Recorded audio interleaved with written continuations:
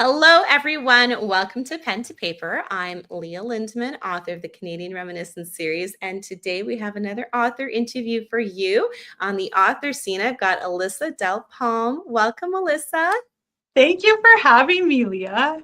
It's great to have you here today. And Alyssa is the author. I believe is it young adults? Your first one, My Summer. first my Right? first novel, Summer at Pine Lake, was a young adult romance novel, and my new novel, Signing Off for the Summer, is an adult romance. Okay. So you like to do summer romances. I'm kind of seeing a theme with your books. And why don't you tell us one fun fact about yourself? A fun fact is that I love Broadway musicals, so much Ooh. so that this year I found a Broadway workout class. And I've been, No. yes, and I've been going on Monday nights, and I always leave sweaty, smiling. Sometimes we dress in costume. Like, it is just the best time. That is the craziest thing I've ever heard. Okay, I was like, if this is online, please send me the link. But now I know it's not. It's in person. So I guess this is in Ottawa or Mhm. like, okay. Yeah, it's in Ottawa. They have different locations. You can Okay. follow them on Instagram at Broadway Workout, I believe is their handle. So, That is so cool. yeah, Wow. Okay. I have to plug another local business, of course. Yeah, for sure. Well, here, we'll put that in the comments section at Broadway Workout, we think is the handle. Mhm. There you go. That's crazy. Like, yeah, I love anything to do with like Zumba, with dance. You would That's love these classes then. oh It's yeah, so fun. okay. More jazz dance, right? Is that kind of what it is?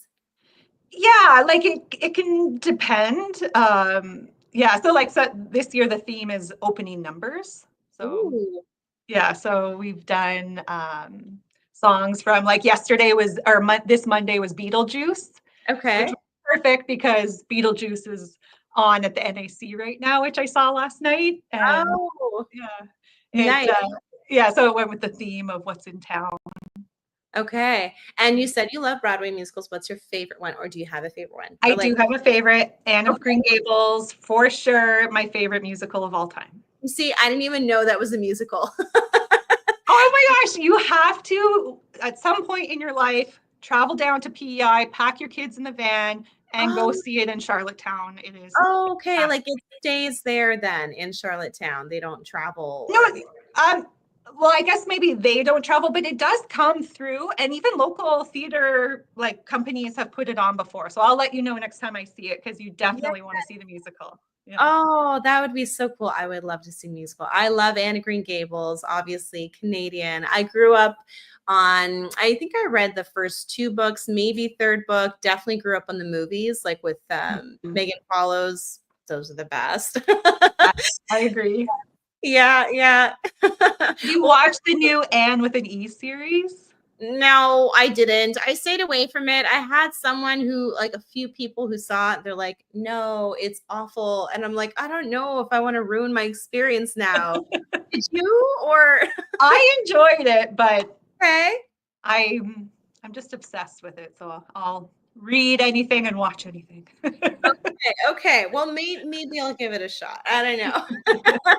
But also, I tend to be a lot more forgiving with adaptations than I think Mhm. most people are. Like, if they're very attached to the original work, I tend to be forgiving because I just understand that because it's TV and movie, it's going to have a different medium. It's going to take a different shape and form.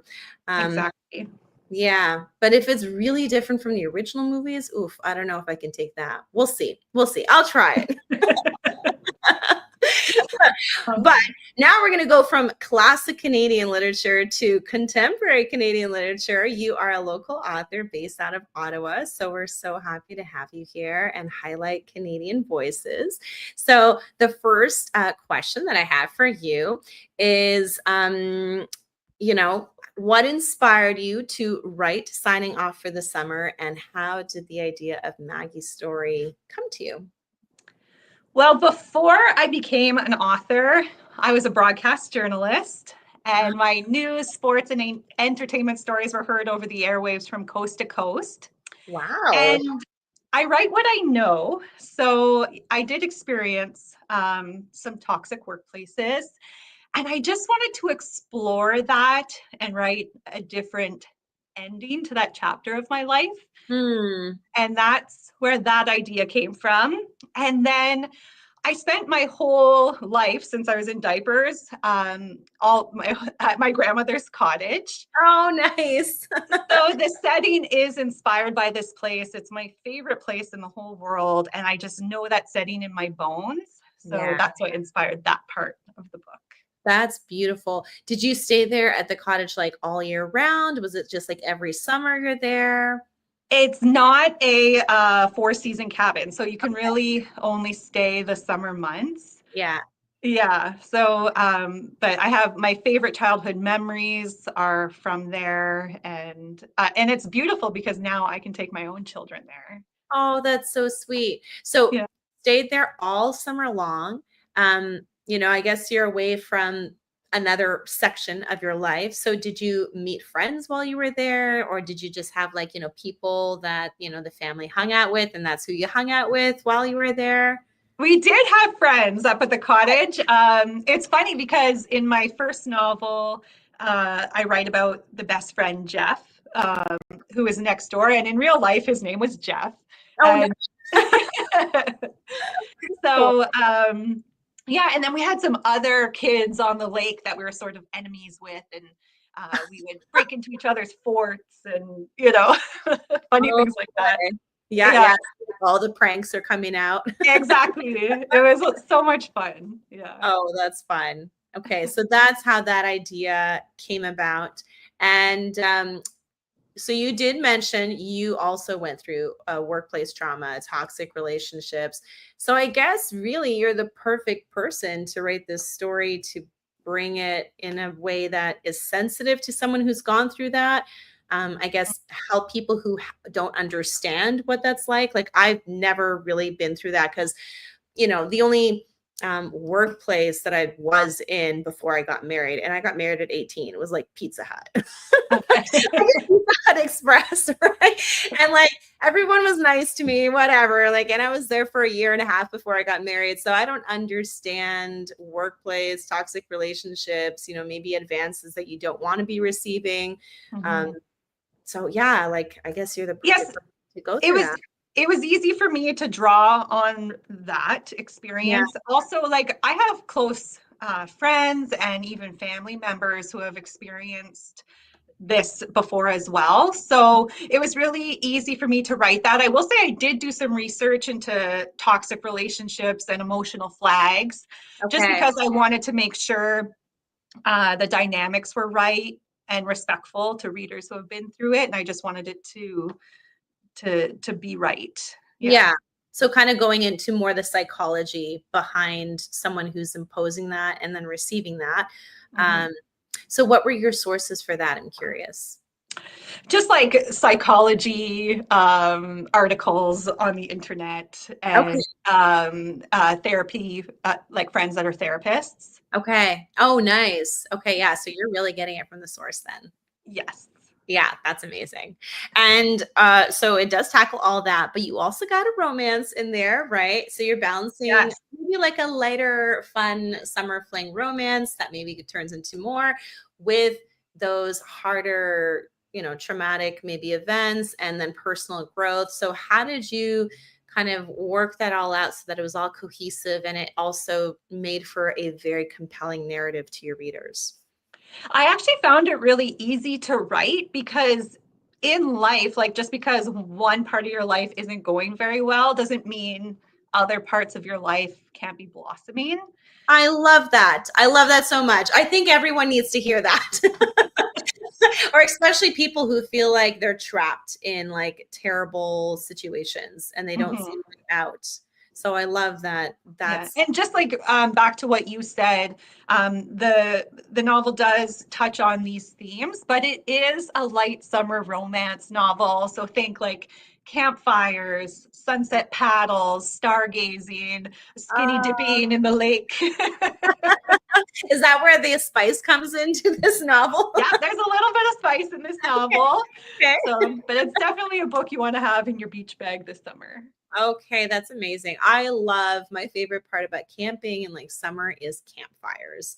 Mhm. You break out the bottle of wine and you just sit around the campfire for a few hours and you just share good stories. Like that's chef's kiss during camping. That's my favorite part. I totally agree. This summer I'm turning 40 and every What? everybody wanted to know what I want to do. And obviously I want to be at the cottage. Yeah. But I had an idea for the evening portion of the party where we're going to have a s'mores competition. Ooh. So everyone will bring their own recipe, and at least one of the classic ingredients has to be switched. So I'm Oh, excited for okay. that part. Like graham crackers, you pick something else. And You instead could of put, marshmallows, you put like, I don't know. yeah, or it could be savory, like crackers and cheese, or with That's something really else. cool. Yeah, so Yeah, yeah, that'll yeah. be fun. Oh, I love that. Okay, so for everyone watching, if you want a fun summer, change up, do a s'mores competition. That's Yes. a great amazing idea. I love that. Okay, so we talked about the romance. Let's get into the romance a little bit more. So that's Thomas, and he is her cottage neighbor. Mhm. And does he play a significant role in her healing process? Is he like what's his role there? And what was your vision for the character? And then how he relates to what Maggie's going through and his support to that. Well, I wanted to create a character that was really supportive. So I'm lucky in my life that I do have these supportive relationships in my life. Yeah. So I was able to draw qualities from my husband and my mom, my sister, and my best friend. And I just was able to create this supportive character for Maggie. Okay. And the way their relationship unfolds is really natural. Like she shows up to the cottage, he's the neighbor. They're just being neighborly and friendly and helping each other out. And then eventually, someone invites someone over for a drink on the deck that overlooks the lake. But that's just where the friendship begins. And Okay. then it's a little bit later that, Maggie starts to develop these feelings for him. And then the Aw, romance blossoms from there. that's so nice. So it's got that friends to lovers trope then. Yes, it does. And I love that trope. maybe like a second chance romance too, because she has just left the city, correct? And away Mhm. from a toxic boyfriend. Like tell Yeah. us, okay, what is the maybe share the differences between her toxic boyfriend, whatever his name is, and Thomas. Brody. Brody. Okay. Brody is a very controlling character. Hmm. He's passive aggressive. He makes comments about her looks. Mm. He doesn't like. He sort of isolates her in a way. Doesn't really like her to have um, friends, especially Oh, male friends. Yeah, so he just has a lot of those red flags that those toxic boyfriends. yeah. Mhm. Okay. And do you want to share like is it like so many people telling her like, oh, there's an issue here, or a scene just happens that she's like, whoa, the light bulb went off and this guy is no good for me? Or is it Um, kind of like an amalgamation of this happened at work? I realized maybe my boyfriend's a little bit of a jerk. I should just leave. yeah, she's very overwhelmed. So she quits her internship and she escapes to the cottage. Her friends actually don't know that he's like this. On the outside, he's this very charismatic character. Mhm. And, there's a part in the I don't want to give too much away, but there's a I part in the novel where her best friend is like, come on, he's the greatest. He makes you pancakes every Sunday and for breakfast. And what the best friend doesn't realize is that the reason why he makes the pancakes is because he complains about the way she does it and it's Mm, not right. So he takes control and yeah. so on the outside he looks like this great guy. But she's slowly losing her voice the longer she's in this relationship. Yeah. So then she leaves, and then it's all about crafting her voice and how that comes out later in the book, right? And I Mhm. guess Thomas is a supportive role in that, helping her find her voice. And Yeah, I think the solace of nature, and then having this friend that she can rely on, and who's there to support her and who is kind to her. Yeah. yeah, yeah. Yeah, even in the description of your book, I love that you have you could tell nature's kind of like this background character, right? And is Mhm. that soothing character. And for anyone watching who's in the Ottawa area, so Alyssa does these Read Between the Pines book club, and they just featured my book, Unborn Melody, and it was the best like author moment ever. Um, Aw, in the history of author moments, like I love that you're saying that. times, because I also love nature. And as a busy mom of seven, and then, writing, and then so many other things on the plate, it's just hard for me to make time, because I'm making time for all these other things that are very necessary. And it's hard for me to make time to just be out in nature, like cloud gaze or go for Mhm. a walk by myself. Mhm. And so your book club just facilitated that process, but then you're combining books and nature together, which is just the best combo ever. So Thank those of you. you watching, you need to be going there. You know what? Let me just, I know you have a website. Let me read between, I'm going to share it in the comments so people can find that if they want. And you just announced the next author, which is you, Me. which for this book. So, you're watching. Oh, why am I not seeing it now? I'm seeing a Read Between the Spines. This is crazy. I will find. I could probably type in my Yeah, website. or if you can type it on your end. Yeah, for some reason it just doesn't want it. Oh well. Oh, now I'm finding it. Oh, Okay. because it's under your Wild Roots Nature Forest School. That's why. Yes, yes. Yeah. Okay. Okay. Here we go. I'm gonna copy and paste that. Put that in for everyone. You should definitely check it out. And your book is being highlighted, signing off for the summer. Yeah. July 26th. Yes. Yes. It's going to be a sunset book club at the Return to Nature retreat in Wendover. It's this beautiful space.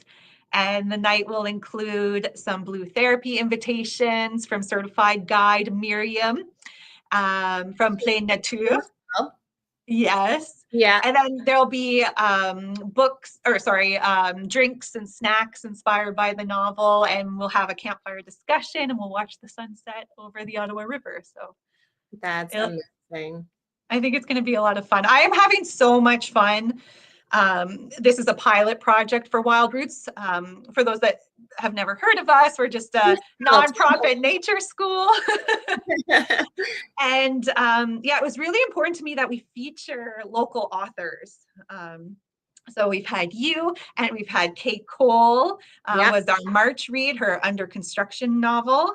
And then we're going to have some more in the fall, but I'm not going to, we like to announce it slowly, but we're having the best time just creating the invitations for the activities for the event and reading the novels and choosing which foods tie into the book. And it's just even the locations, like for you, Unborn Melody spoke about the Mackenzie River. So of course we wanted to have the book club by the river and that kind of thing. So It was perfect. Like really, this is such a top-notch gold idea.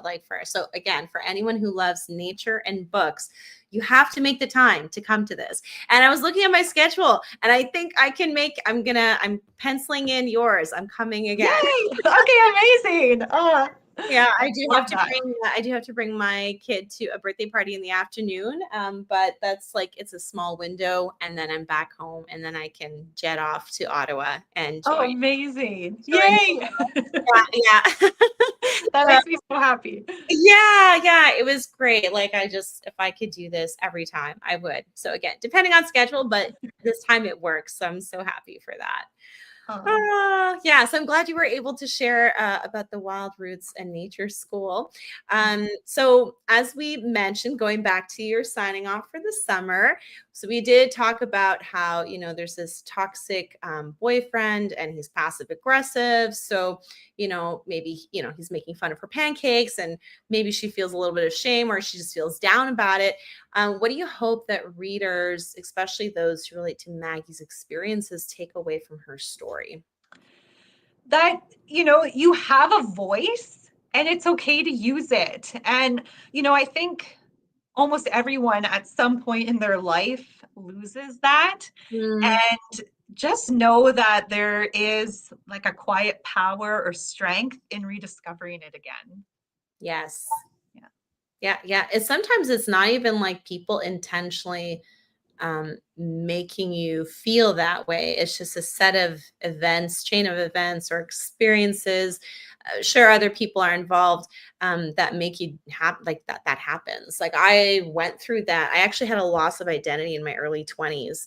There were varying factors. We had my in-laws live with us for a time, but I was also a young mom. I was having my kids and having like that loss of freedom to just kind of go wherever, even with one baby. Like one baby is kind of manageable because you can just cart them off wherever, right? And they just go wherever with you, and it's fine. But then when you have two, and you're like juggling house chores and being with the kids, and like you kind of get lost Mhm. in that. And so yeah, it took a few years for for me to even understand like, oh, how am I actually feeling today? Because I don't even know how I'm feeling. Like I felt so empty Mhm. of myself. And then, yeah, just again, taking that time to find your voice through, supportive people. And so I love that that's like a big theme in your book. And I think everyone needs to hear that. Thank you. Yeah. And what scene or moment in the book was your favorite? So your favorite, most challenging to write and maybe rewarding to write, and why for all those three?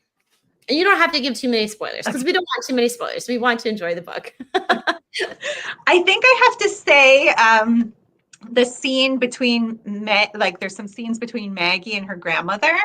Oh, And I was really close to my grandmother. She passed away probably 13 years ago now. And this writing this scene was just, an opportunity to spend a few more days with her, even though it was just on the page. that's Um, so sweet. I love that. yeah, I just really enjoyed writing about like her wisdom and the love between the generations. That was really significant for me. Is when Um, Maggie is staying at the cottage, is she with her grandmother? Like her grandmother's. no, Oh, okay, okay. no, yeah, I won't give it away, but No, no. no, because I know there's this aunt that like pokes her head in. Yes. Because I know there's like a whole family dynamic too that you also talk about in your book. Yes, yes. She shows up with this unexpected secret and yeah. I'm Yeah. like, I don't know how I can say it without saying it. No, So we're not going to get into the secret. Don't reveal the secret. I love secrets. I want to like find out. but back to your question, the most challenging, honestly, I didn't really have a challenging scene to write, but maybe just the challenge of writing the book. Mm, Like I always wake up at 4:30 in the morning and I try to write for an hour or two wow. a day and or like 5 days a week. Yeah. And a lot of the time I don't want to wake up at that time.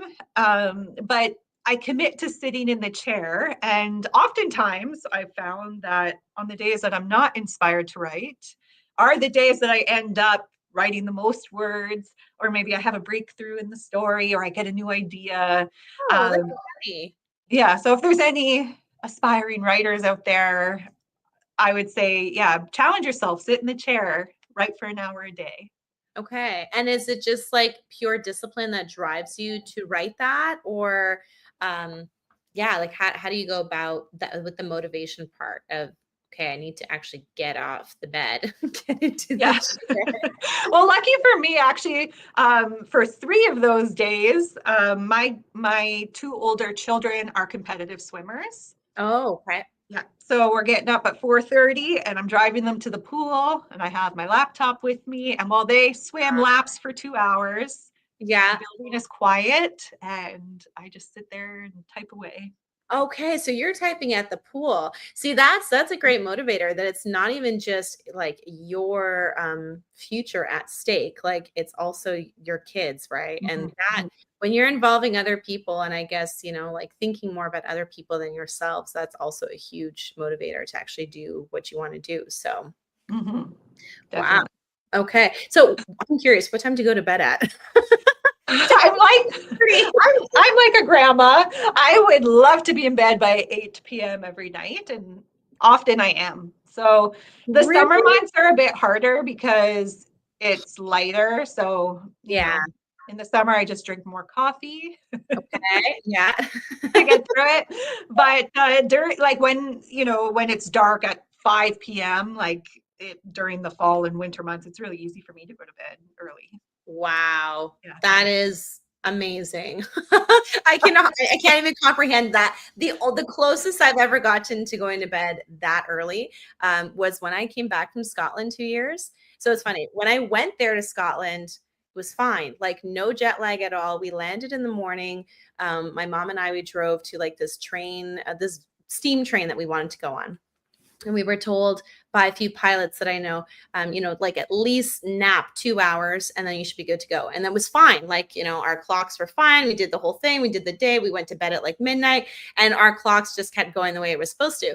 But when I got back from Scotland, we got back around 5, 6. They took us out to dinner and I was so dead tired.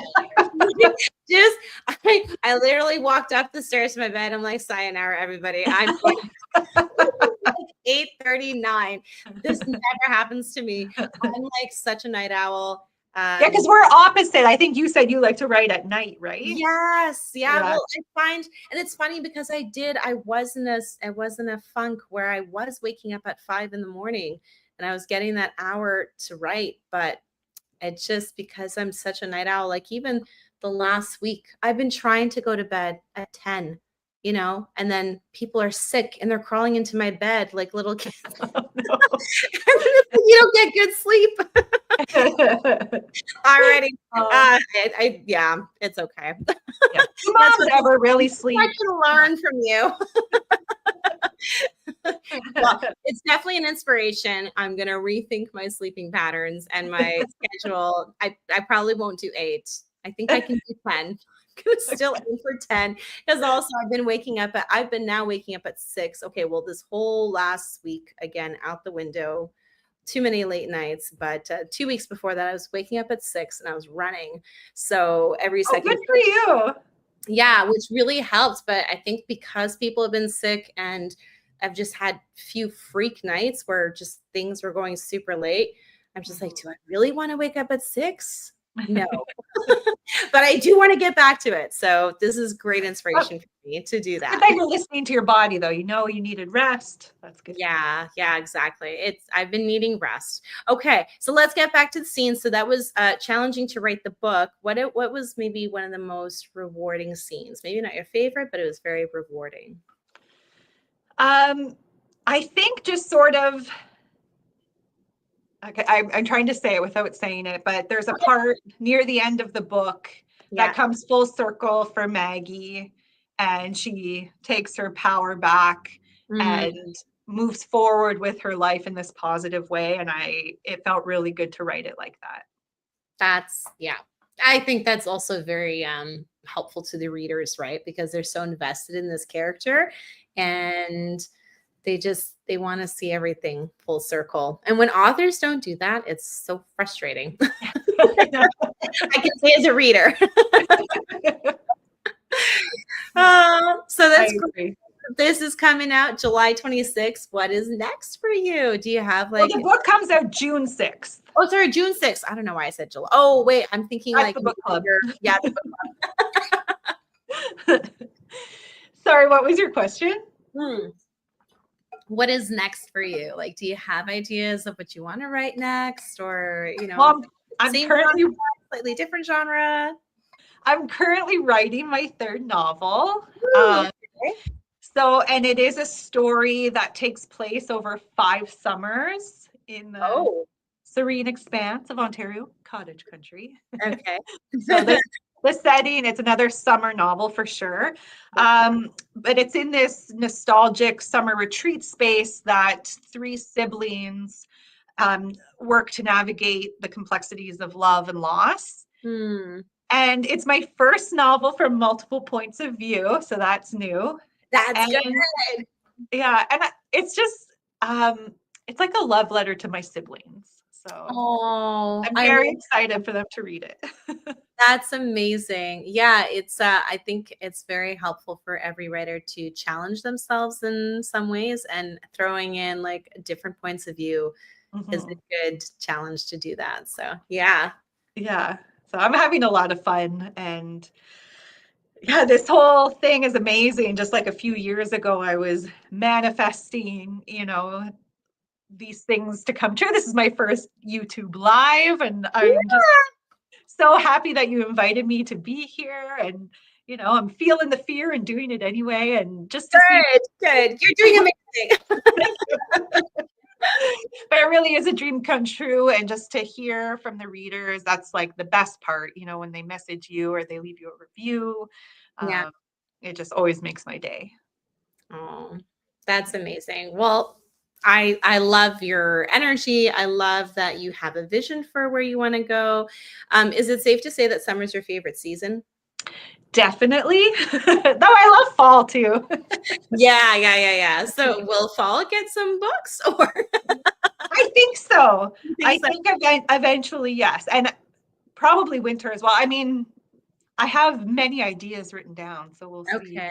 Yes. Yeah. So we were before this live went on, we were talking about how we were connecting over homeschooling because we're both homeschoolers. So what is your and then a question I get asked a lot is, well, how do you have time to write when you homeschool your 7 kids, you're at home, but they also know I have a tons of other projects on the go. How do you do it? Like, so you mentioned your schedule a little bit in the morning. You wake up in the morning at 4:30, you go to the pool, you bring your kids, you're writing. What Mhm. is what is the rest of your day like look like? How do you incorporate marketing and messaging people and whatever else you have to do as an author, because it does require, like, especially you being self-published, or you are with a small press though, right? Evernight Yes, Publishing? Okay. everyday publishing, yes. Okay, so what is that journey like being with a small publisher? Are they Ottawa based or and Canadian based or? They are Canadian. So the one of the perks of traditional publishing is, they hire the editor, they hire your cover artist. Yes. So that doesn't fall on my shoulders. But even in the top 5 publishers now, a lot of the marketing falls on the author's shoulders. Yeah. So, including myself. So I have to do a lot of the marketing by myself. Yeah. So I write in the morning, and then I homeschool my kids in the morning, like their math curriculum, writing, reading, etc. Yeah. But unlike regular school, like, kids are in school all day, but teachers have like 30 kids they have to teach, right? Yeah, it's a lot. So it actually doesn't take so as long when you are doing it one-on-one. Yeah. So we do that in the morning, and then in the afternoon, we are either going to co-ops. For example, my daughter takes riding lessons in the Mm, afternoons. We can do these things in the afternoons. We go on field trips. yeah. We do a lot of hiking, forest school. Like, there's a whole fun afternoon. And then I just sort of squeeze in some marketing, usually in the evenings. Like, that's when I'll make dinner, clean Okay. that up, and I'll probably work on it for an hour.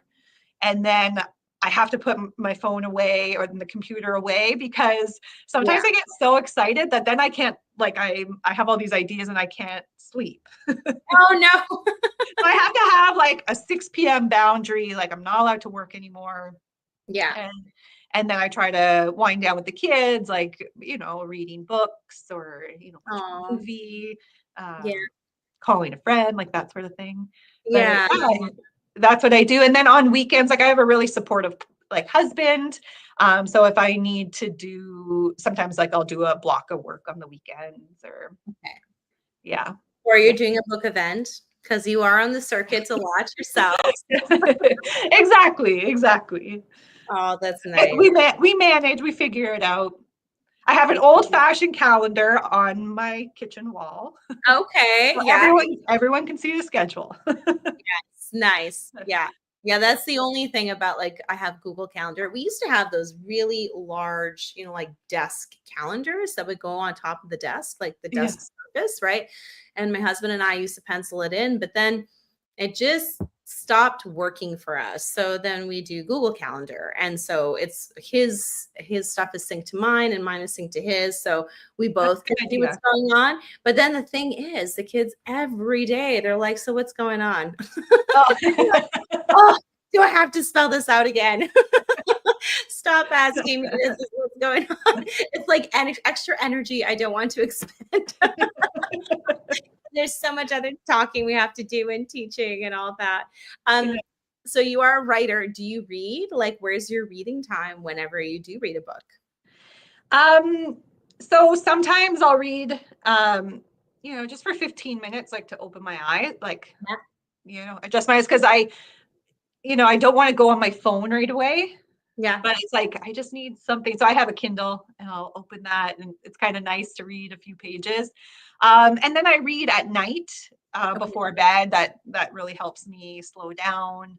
I'm currently reading The Ark by Emily Murray, her Claire and Oh, Brody story. So I'm yeah. really enjoying that. Yeah. And then my favorite time to read those at the cottage or camping in the summer. Like I'll bring a stack of books. I like the paperback while I'm there. Yeah. Smell the pages and the pines, and it's just like my favorite thing to do. Yes. Yeah. So that's what I read all the time. Okay, same. Yeah, my reading time's at night before I go to bed. I turn off the screen, turn off the work. Katie here, she says that she loved Summer at Pine Lake. And she doesn't read YA, but she devoured it, and she can't wait for signing off for the summer. Oh, Katie, you're amazing. Thank you. So sweet. I actually still need to get Summer at Pine Lake. I have to do like a double read of yours. I think I've been wanting to get it for a while, but I wanted to get it personally from you. And I was at the Reader's Take Cornwall last year, and I think It I don't was know. sold out You by were the sold time you got out. there. It's amazing. So yeah, next time I see you, I'm gonna have to, or I'll just buy that and then and then I'll, get you to sign it or something. I love to get it from the authors directly if I can, right? Because then you're getting all the proceeds from, your hard work. So yeah, but it's okay. I need to get to it. Well, for sure, I'll have to read signing off for the summer before the book club. So I'm ready to ask questions. Amazing. Yes.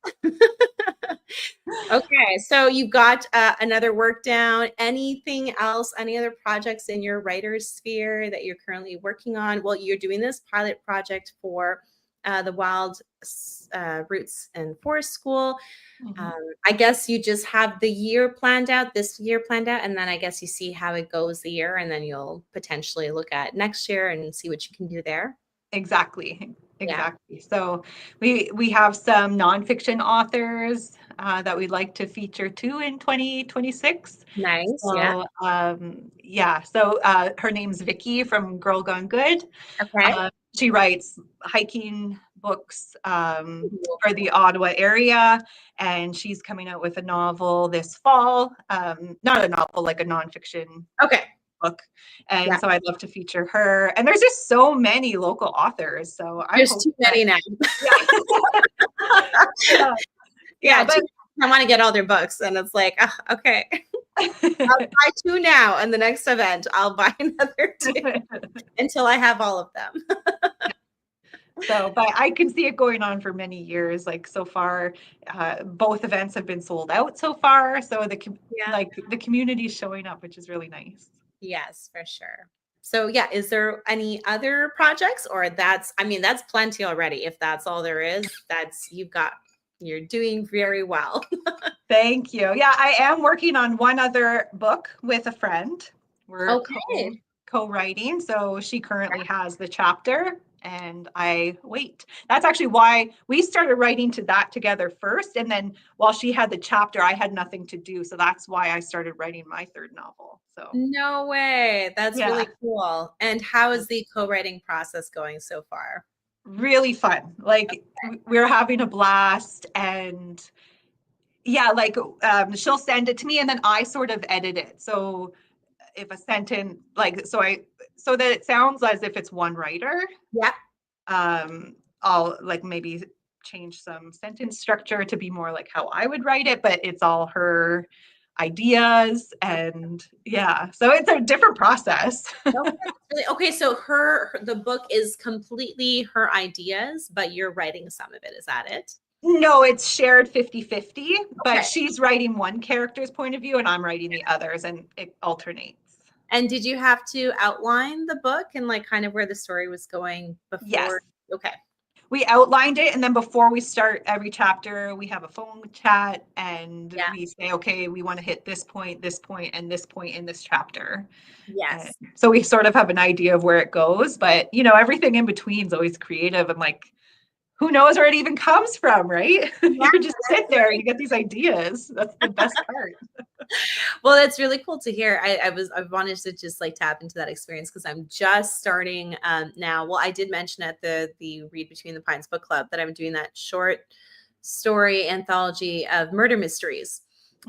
But two are written by my co-writer, two are completely written by me, but we're finally starting the story where we're writing it together. And so last night we just sat together and it was so funny. Like the ideas that he was coming up with, and I'm like, well, is this really going to work? And then I would come up with ideas and he's like, but that's not really my character. But finally, like you find your flow and then, Yeah. oh, this is so exciting. We're going to have this subplot. And then like, it's going to appear here again. And yeah, so I think I think if you have good communication and you're eager to work with that person, it can work. Or at least It that's definitely works. Like, yeah. that author, Christina Lauren, I'm not sure if you've heard of them. I've heard of Christina Lauren, yeah. They wrote Love and Other Words. That Okay. I didn't know, but that's two people. They write Oh, together all the time. Yeah, that's so cool. yeah. So it's Yeah, interesting. there you go. But yeah, I think if you both have a passion for writing and a story to tell, Yeah, you yeah, can do it. they Yeah. can work really well. Well, thanks for coming on. It's I guess you don't have a copy of your book yet. Do you want to just share one more time when the book's coming out and where people can maybe pick it up once it's out? Sure. So signing off for the summer is going to be released on Friday, June 6th by Evernight Publishing. It's going to be available online wherever books are sold, and it will also be in select bookstores in Ottawa as well. Yes, wonderful. Well, thank you everyone who did come on to check this out. And this will be going up on on the channel permanently. So people whoever couldn't make it live will be able to come back and see this. And it was so wonderful to have you on, Alyssa. And I can't wait to read the first book and this book too. Thank you so much for having me, Leah. This was so fun. It was. We'll have to do this again for your next book. Sounds good. Yes. All right. Bye, everyone. Thank you.